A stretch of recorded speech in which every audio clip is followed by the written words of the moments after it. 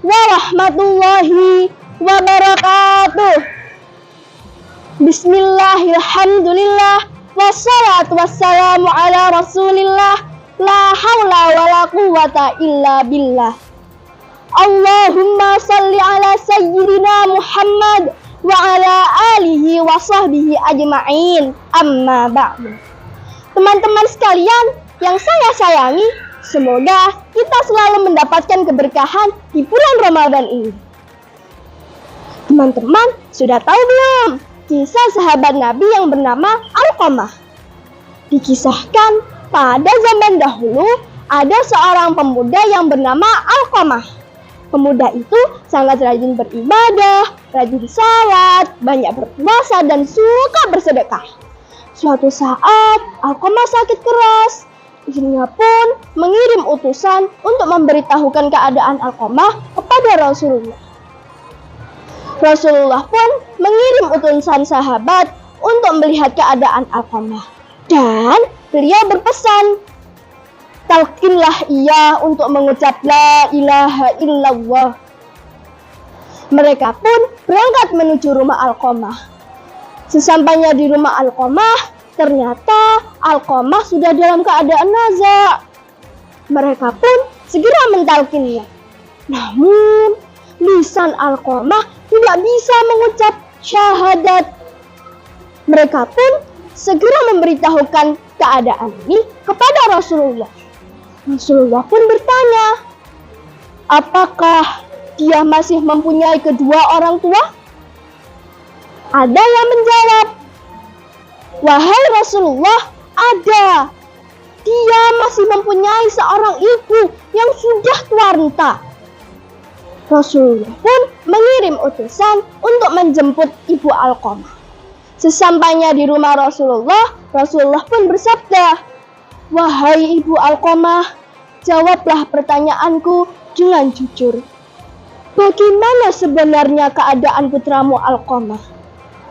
Sang ibu pun menjawab, wahai Rasulullah, dia itu sangat rajin beribadah, rajin sholat, banyak berpuasa, dan suka bersedekah.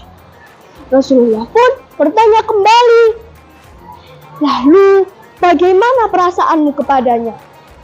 Sang ibu menjawab, saya marah wahai Rasulullah, karena dia lebih mengutamakan istrinya daripada aku. Dia pun durhaka kepadaku.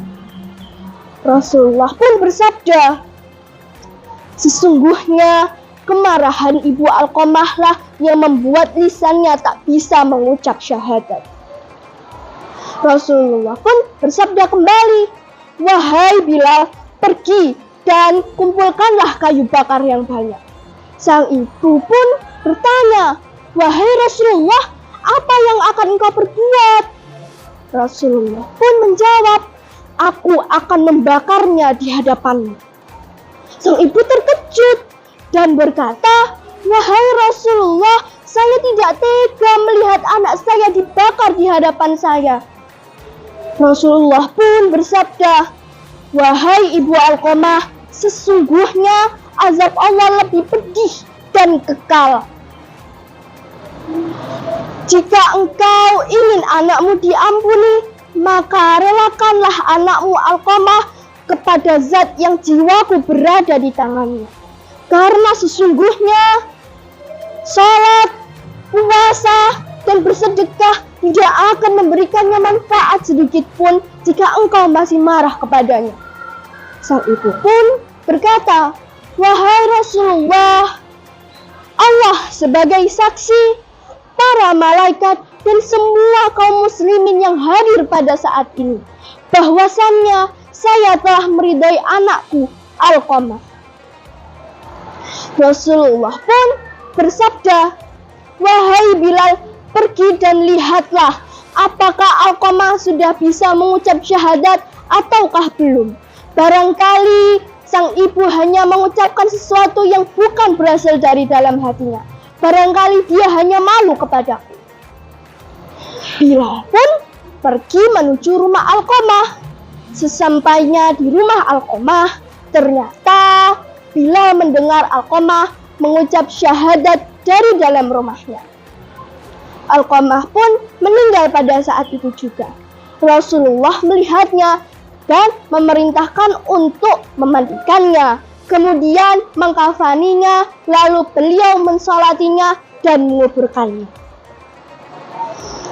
Di dekat kuburan itu, beliau bersabda, "Wahai kaum muhajirin dan ansor, barang siapa yang lebih mengutamakan istrinya daripada ibunya, maka dia akan mendapatkan laknat dari Allah, para malaikat, dan manusia, kecuali ia mau bertaubat dan meminta ridhonya. Karena ridha Allah terletak pada ridha orang tua, dan murkanya terletak pada murka orang tua."